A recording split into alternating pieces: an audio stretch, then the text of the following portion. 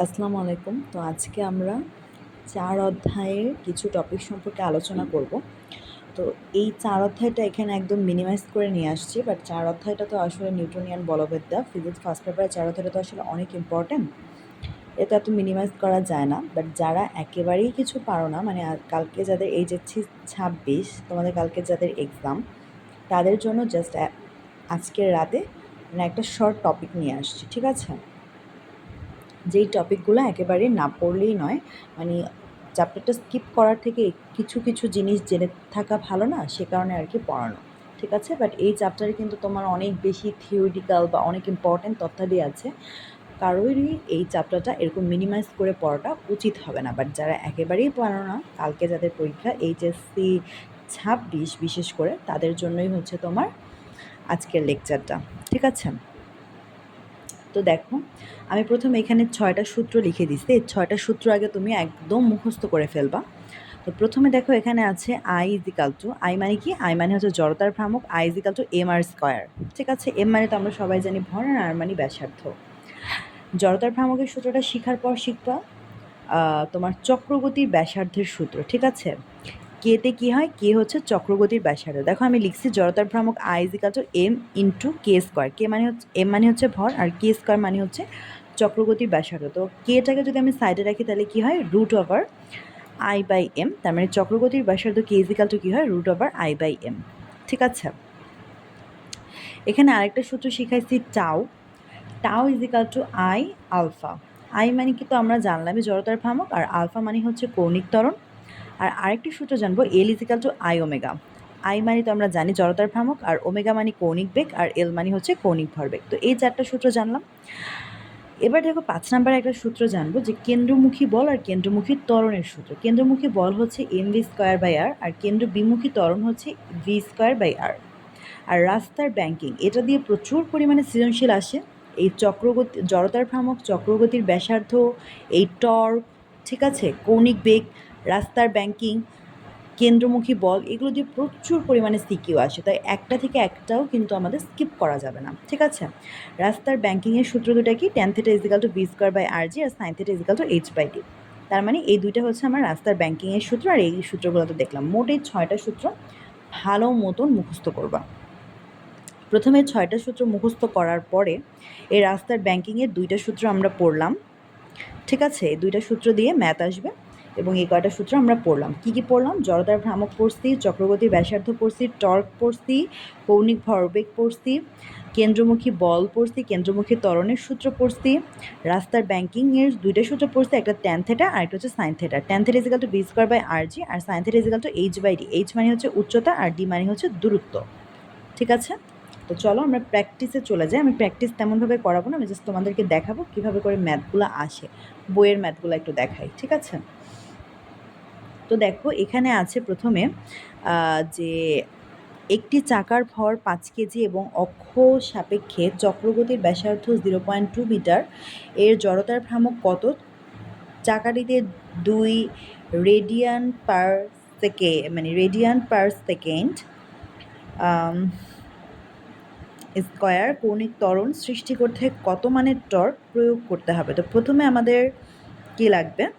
জড়তার ভ্রামকটা বের করতে হবে, কারণ প্রথমে আছে জড়তার ভ্রামক। তো জড়তার ভ্রামকের আমরা সূত্র কি পড়ছি? দেখো এখানে জড়তার ভ্রামকের আমরা 2টা সূত্র জানি, I equal to M R square বা I equal to M K square, M into K square, ঠিক আছে? তো আমি আগে দেখবো আমার কী কী মান দেওয়া আছে। দেখো যেহেতু আমার চক্রগতির ব্যাসার্ধ দেওয়া আছে আর ভর দেওয়া আছে, তার মানে কিন্তু আমি আয়ের এই সূত্রটা ব্যবহার করলে আমি অ্যাপ্রোপ্রিয়েট হবে, ঠিক আছে? তো I equal to M K square দিয়ে আমি আয়ের সূত্রটা বের করে ফেললাম, ওকে? এবার আমাকে বলছে টর্ক বের করতে। টর্ক আমার কি দেওয়া আছে? টাও ইজিক্যাল টু আই আলফা। তো আই এর মান তো আমি বেরই করছি, আমরা জানি torque tau equal to I alpha, আর আলফা কৌণিক ত্বরণ দেওয়া আছে কত? 2 রেডিয়ান পার সেকেন্ড স্কোয়ার। তো এইটা আমি এখানে বসাই দিলাম, দেন আমার অ্যান্সার চলে আসলো। ঠিক তেমন করে পরেরটাও জড়তার ভ্রামক আমি সেম ক্যাটাগরিতে বের করব। তারপরে দেখো এখানে তোমার 3rd নাম্বার কোশ্চেনে কি লেখা আছে? 3rd নাম্বার কোশ্চেনে লেখা আছে হচ্ছে আমাদের কৌণিক ভরবেগ বের করতে, ঠিক আছে? কৌণিক ভরবেগ বের করতে বলছে। তো এখানে আবার একটু প্যাঁচানো আছে যে কৌণিক ভরবেগে যদি তোমার হচ্ছে ওমেগা, এখানে যদি তোমার এখানে বলে দিছে দেখো যে একটি গোলকের ভর এত, 3 মিটার দীর্ঘ একটি সুতার এক প্রান্তে বেঁধে প্রতি সেকেন্ডে 4 বার ঘুরানো হচ্ছে। তো তখন আবার ওমেগাটা একটু ওমেগার আবার অনেকগুলো সূত্র আছে কৌণিক ত্বরণের। তার মধ্যে একটা সূত্র 2πn/t, মানে যত বার ঘুরানো হয়, বার দিয়ে বলে তখন আমরা 2πn/t দিয়ে আমরা সূত্র বসাবো। তো এত কিছু বোঝার দরকার নেই, যেহেতু তোমাদের মানে যারা একদমই না পারতেছে তাদের জন্য ক্লাসটা, তো এত কিছু প্যানিক নেওয়ার দরকার নেই। তো আমি এইসব জিনিস সব কিছু এখন বাদ দিয়ে আমি তোমাদেরকে যেটা চলে যাব সেটা হচ্ছে এই যে torque tau is equal to F into R, যেটা আমি তোমাদেরকে একটু আগে মনে হয় শিখাইছি। তো এটা ভেক্টরের সাহায্যে করে ফেলবা। তো যাই হোক, আমি তোমাদের এখন এই জিনিসগুলো শিখাবো না, কারণ এখন ওমেগারও তো আবার অনেকগুলো সূত্র আছে, ঠিক আছে? তো দেখো এই মানে এইবার যেহেতু বার দেওয়া আছে কতবার ঘোরানো হবে তার জন্য ওমেগার একটা সূত্র, তারপরে তোমার এখানের জন্য ওমেগার একটা সূত্র ব্যবহার করছে, এখানে ওমেগা 2π/t একটা সূত্র ব্যবহার করছে, ঠিক আছে? এখন এত কিছু তোমাদেরকে শেখানো সম্ভব না, তো সেজন্য তোমরা জাস্ট এই সূত্রটা মনে রাখো, চক্রগতির ব্যাসার্ধ আর হচ্ছে তোমার এমনি সিম্পলি চক্রগতির ব্যাসার্ধ সাথে তোমার জড়তার ভ্রামকের যে সম্পর্কের যে সূত্রটা, তারপরে জড়তার ভ্রামকের আলাদা সূত্রটা একটু মনে রাখো, তারপরে কৌণিক বেগের আলাদা সূত্রটা মনে রাখো, ঠিক আছে? তারপরে হচ্ছে টর্কের আলাদাভাবে সূত্রটা মনে রাখো। এগুলো মনে রাখাই অ্যানাফ যারা এই অধ্যায়ের সূত্র সম্পর্কে একদমই জানো না। তো চলো আমি চলে যাই কেন্দ্রমুখী বল। ধরো মাঝে মাঝে যদি তোমাদের পরীক্ষায় কেন্দ্রমুখী বল বের করতে বলে তাহলে তো এই সূত্র দিয়ে বের করবা, কিংবা কেন্দ্রমুখী ত্বরণ বের করতে বলে এই সূত্র দিয়ে বের করবা। এখন আমি চলে যাই তোমাদের রাস্তার ব্যাংকিংয়ে, যেটা খুবই ইম্পর্ট্যান্ট অ্যান্ড ভাইটাল টপিক, সেটাতে আমি চলে যাচ্ছি। তো প্রথমে কেন্দ্রমুখী বল দিয়ে যদি তোমাদের কেন্দ্রমুখী বলটা আসলে কি, কেন্দ্রমুখী বল বলতে আসলে কি বোঝায় বলো তো? কোনো কিছু কেন্দ্রের দিকে মানে আকর্ষিত যে বলটা সেটাকে তো কেন্দ্রমুখী বল বলে। তো দেখো এভাবেই লেখা আছে, যে বলের ক্রিয়ার কোনো বস্তু সমদ্রুতিতে, সমদ্রুতি মানে সমান বেগে, দ্রুতি মানে কিন্তু বেগ, তো সমদ্রুতিতে বৃত্তপথে চলতে থাকে এবং যে বল সবসময় বস্তুর গতিপথের সঙ্গে লম্বভাবে ভেতরের দিকে অর্থাৎ ভিত্তের কেন্দ্রবিমুখে ক্রিয়া করে তাকে কেন্দ্রমুখী বল বলে, ঠিক আছে? মনে করো একটা বৃত্ত, যদিও শেপটা ভালো মতো হইলো না, তো এই যে একটা সমদ্রুতিতে চলা একটা বৃত্ত মানে সমান বেগে চলতেছে, তো এই যে কেন্দ্রের দিকে যে লম্বভাবে যে আকর্ষণ করছে এটাকে মূলত বলা হচ্ছে আমাদেরকে কেন্দ্রমুখী বল, ঠিক আছে? এখানে এই সূত্রটা লেখা আছে, একটু পড়বার। কেন্দ্রমুখী বলের মান হচ্ছে mv²/r। তো মাঝে মাঝে এমসিকিউতে চলে আসে কেন্দ্র মানে অভিকেন্দ্র বলের মান বের করো, ঠিক আছে? বা আসে কেন্দ্রমুখী বলের মান বের করো, কেন্দ্রমুখীও যা অভিকেন্দ্র বলও তা। এটা দিয়ে কিন্তু অনেক সময় গ নাম্বারের প্রশ্নে চলে আসে। তো এটা অবশ্যই করবা যে কেন্দ্রমুখী বল বা অভিকেন্দ্র বল কাকে বল, মানে সূত্রটা পড়বা mv²/r। ওকে, আচ্ছা আমি নেক্সট চলে যাই। নেক্সট এখানে আছে রাস্তার ব্যাংকিং। রাস্তার ব্যাংকিং কাকে বলে দেখো, এইখানে তো লেখা নেই, পিছনের পেজের সংজ্ঞাটা আছে, পিছনের পেজে চলে যাই। দেখো এখানে আছে হচ্ছে রাস্তার ব্যাংকিংটা হচ্ছে, ধরো ব্যাংকিং যুক্ত রাস্তার গাড়িতে যখন বাঁক নেওয়া, মানে কি আনুভূমিক রাস্তায় মনে করো তুমি একটা রাস্তা দিয়ে চলতেছো, ঠিক আছে? এই রাস্তা আমি তো তোমাকে খাতায় বোঝাই, তাহলে আরো ভালো মতন তুমি বুঝতে পারবা।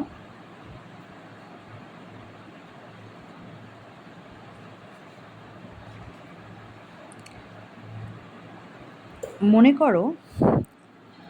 করো তুমি হচ্ছে একটা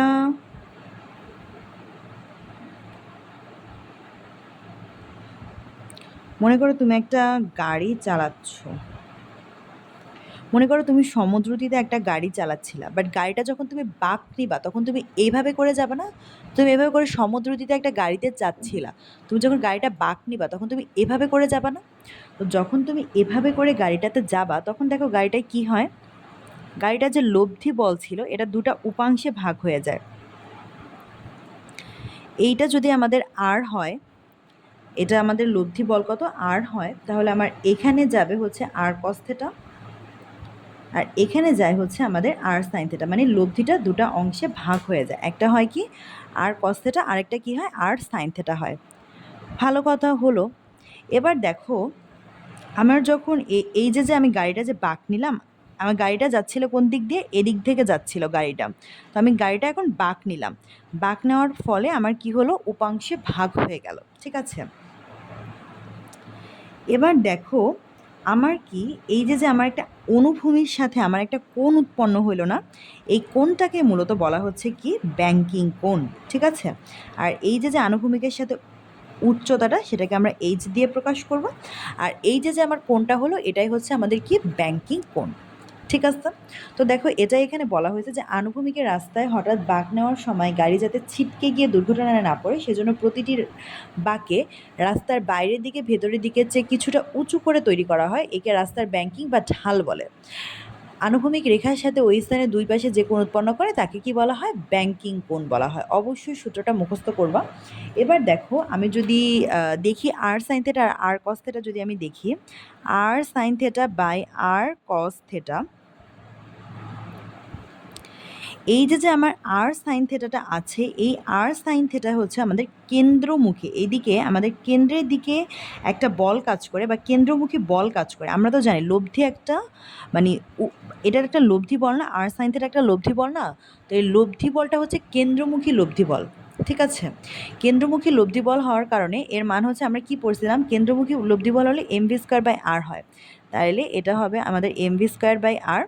আর এই যে আমাদের কস থেটাটা আছে এটা নর্মাল একটা বল। ঠিক আছে, এই উপাংশটা নর্মাল বল হিসেবে কাজ করে, সেজন্য আমরা এমজি লিখতে পারি। আমরা জানি A physical to K M A, but আমাদের রাস্তার ব্যাংকিংয়ের ক্ষেত্রে এই এটাকে আমরা জি হিসেবে ব্যবহার করবো, সো এমজি। দেখো তাহলে আর আর কাটা গেল, তাহলে কি থাকে, sine theta by cos theta equal to কত হয়, ট্যান থেটা।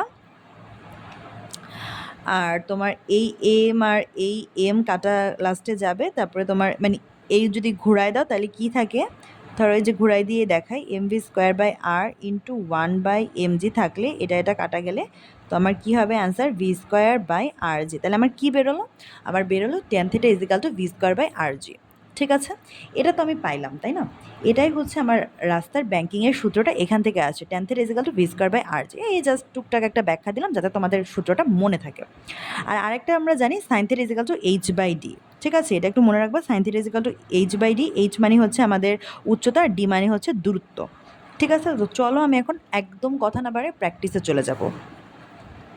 তো দেখো এখানে আছে 50 মিটার ব্যাচের বৃত্তাকার কোনো মোটর সাইকেল আরোহী কত বেগে ছুটলে, শোনো তোমাকে কিন্তু একটা ট্রিক্স বলে দিই, যখনই তোমরা দেখবা যে এই যে সাইকেল আরোহীর কথা বলতেছে কিংবা রাস্তার ব্যাংকিংয়ের কথা বলতেছে, কোনো কিছু না ভেবে tan theta equal to V square by R G সূত্রটা বসাবা বা sine theta equal to H D, মানে তুমি বুঝেই যাবা কোন সূত্রটা তোমাকে বসাতে হবে। যেমন দেখো এখানে বলছে 50 মিটার ব্যাচের বৃত্তাকার পথে কোনো, এই যে বৃত্তাকার পথ বলে দিছে, মোটর সাইকেল আরোহী কত বেগে ছুটলে উলম্ব তলের সাথে তিনি 30 ডিগ্রি কোণে আনত হবে। তাইলে দেখো আমাদের এখানে দেওয়া আছে কি, আর এর মান দেওয়া আছে, আর হচ্ছে দেওয়া আছে 30 ডিগ্রি কোণও দেওয়া আছে।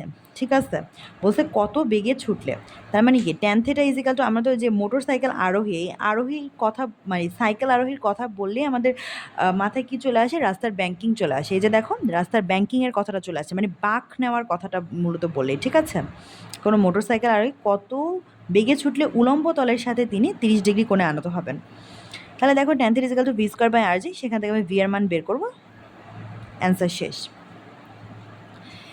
চলো আমি আর নেক্সট কোশ্চেন দেখি। নেক্সট কোশ্চেন হচ্ছে, দেখো এখানে আছে 200 মিটার ব্যাসার্ধ বিশিষ্ট একটা বাঁকা পথে এত কিলোমিটার পার আওয়ার বেগে, দেখো অনেকেই কিলোমিটার পার আওয়ার বেগটা ভাঙায় না, কিন্তু কিলোমিটার পার আওয়ার মানে কিন্তু বেগে বলছে, তার মানে কি বেগটা অলওয়েজ মিটার পার সেকেন্ডে রাখতে হবে। তো অবশ্যই কোনো কিছু কিলোমিটার পার আওয়ার থেকে মিটার পার সেকেন্ডে নিতে গেলে সেই জিনিসটাকে প্রথমে হচ্ছে 1000 দিয়ে গুণ দিতে হয় আর 3600 দিয়ে ভাগ দিতে হয়, তাইলে আমি কিলোমিটার পার আওয়ার থেকে মিটার পার সেকেন্ডে যেতে পারবো। তো যাই হোক আমার কাছে আর আছে, আমার কাছে ভি আছে, বলছে পথটি কত কোণে কত করে রাখতে হবে, মানে কত কোণ করে কাত করে রাখতে হবে। কি বলছে, কত কোণ করে কাত করে রাখতে হবে। এই যে কাত করার কথা বলছে, মানে এই যে সোজা ছিল বাঁক নেওয়া বা কাত করার কথা বলছে। তার মানে আমি কি চোখ বন্ধ করে রাস্তার ব্যাংকিং কোণ বের করবো, tan theta equal to V square by R G দিয়ে আমি থিটাটা বের করলাম। কারণ আমি কেমনে, আচ্ছা এখন তোমার কোশ্চেন হতে পারে আমি ট্যান থিটা কেন ইউজ করলাম, সাইন থিটা কেন ইউজ করলাম না। দেখো এখানে আমরা ট্যান থিটার সূত্র মানে tan theta equal to V square by R G, যেহেতু এখানে ভি এর মান আর আর এর মান দেওয়া আছে আর জি এর মান তো আমাদের মুখস্থ, সেজন্য আমি থিটার মান এভাবে বের করছি। যদি আমার এভাবে দেওয়া থাকতো আর যে তোমার উচ্চতা দেওয়া থাকতো, তোমার হচ্ছে ডি মানে কি, ডির মানে হচ্ছে আমার দূরত্ব দেওয়া থাকতো, উচ্চতা দেওয়া থাকতো, দূরত্ব দেওয়া থাকতো। আর যদি বলতো রাস্তার ব্যাংকিং কোণ বের করো, তখন কিন্তু আমি সাইন থিটা ইজিক্যাল টু, এই যে দেখো, উচ্চতা দেওয়া থাকতো, দূরত্ব দেওয়া থাকতো, তখন কিন্তু আমি সাইন থিটা ইজিক্যাল টু, যেহেতু এটা বসায় তারপরে হচ্ছে থিটাটা এই সাইডে রেখে সাইন ইনভার্স করে দিতাম। এভাবে করে তখন আমি করতাম sine equal to theta equal to sine inverse H by D. ঠিক আছে, এভাবে করে আমি তখন কোণের মান বের করতাম। বাট এখন যেহেতু আমার ভি আর আর আর এর মান দেওয়া আছে, সেজন্য আমি কোণ বের করার সময় থিটাটা এই সাইডে রেখে টেন ইনভার্স দিয়ে আমি এই পুরোটা বের করে ফেলবো।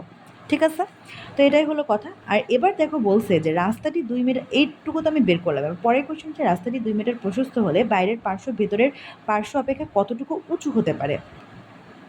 এবার একটা জিনিস দেখো কি বলছে, রাস্তাটি 2 মিটার প্রশস্ত হলে, প্রশস্ত মানে কি বোঝায়, প্রশস্ত মানে বোঝাচ্ছে হচ্ছে দূরত্বটা। ঠিক আছে, তার মানে এটাকে আমি ডি ধরবো, বলছে ভিতরে পেছনে কত থেকে উঁচু হবে, উঁচু কথাটা বলেই তুমি এইচ ধরবা। ঠিক আছে, তো রাস্তার ব্যাংকিং কোণের আমি আরেকটা সূত্র কি জানি, sine theta equal to H by D. তো এখানে থেটার মান কত বসাবা, 5.7, তো সাইন 5.7 বসাবা। আর এখানে এইচ আমাকে বের করতে বলছে, আর ডি দেখো দেওয়া আছে 2, তো এই সাইন 5.7 সাথে 2টা তুমি গুণ করে দিবা, তাইলে আমি কি পাওয়া যাবো, এইচ পাওয়া যাবো। এই এইচ বের করে ফেললাম। ঠিক আছে, এবার এইটাও সেম নিয়মে করবা। এইটা দেখো এখানে আবার কি করছে, যেহেতু সব, এখানে দেখো আর এর মান দেওয়া আছে, ডি এর মান দেওয়া আছে, ভি এর মান দেওয়া আছে, এখানেও ভিটা কিলোমিটার, এখানে দেখো বলছে ঘন্টায় 50 কিলোমিটার বেগে। ঘন্টা মানে কি আওয়ার, তার মানে কিন্তু এখানে 50 কিলোমিটার আওয়ার লেখা আছে। ঠিক আছে, তো এটাকে আমার আগে ফার্স্টে হচ্ছে মিটার পার সেকেন্ডে নিতে হবে। তাহলে দেখো আমার আর এর মান দেওয়া আছে, ডি এর মান দেওয়া আছে, ভি এর মান দেওয়া আছে, তো আমি 50টারে মিটার পার সেকেন্ডে নিব ভি এর মান। যাই হোক, এবার দেখো তা আর আমার দেওয়া আছে কি, আমাকে বলছে রাস্তার প্রয়োজনে ব্যাংকিংয়ের জন্য বাইরের লাইনের ভেতরের লাইনের পাত অপেক্ষা কতটুকু উঁচু হবে, আমাকে এইচ এর মান বের করতে বলছে।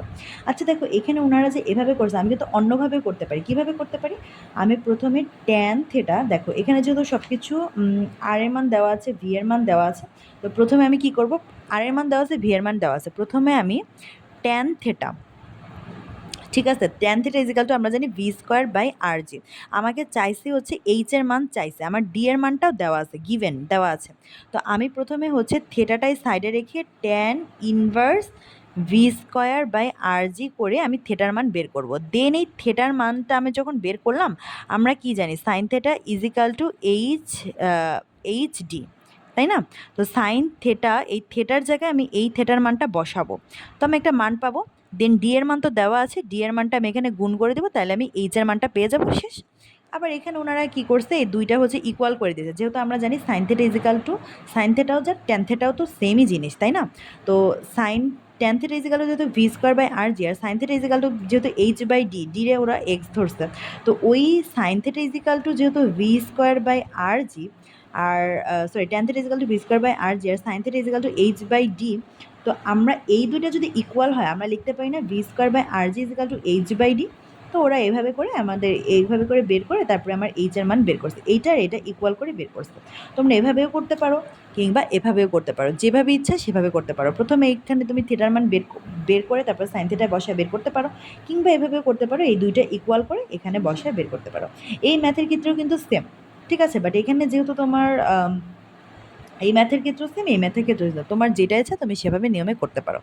তো এই পর্যন্তই তোমাদের ব্যাংকিং কোনটা এভাবে করে একটু শর্টকাট শিখাই দিলাম। শর্টকাট না, এটাই ব্রড আকারের নিয়ম, আর এটা কিন্তু খুবই খুবই খুবই ইম্পর্ট্যান্ট। তো স্কিপ করে অবশ্যই যাবে না, একটু মনোযোগ দিয়ে ক্লাসটা করবা। সবাই ভালো থাকো, আল্লাহ হাফেজ। আর কোশ্চেন কেউ ছেড়ে দিয়ে আসবে না, যা পারো তাই লিখে আসবে, ঠিক আছে? দরকার হলে সূত্র বসায় এক্সাম হলে চলে আসবা, বাট কোশ্চেন কেউ ছেড়ে আসবা না। ওকে, তাহলে সবাই ভালো থাকো, সুস্থ থাকো, আল্লাহ হাফেজ।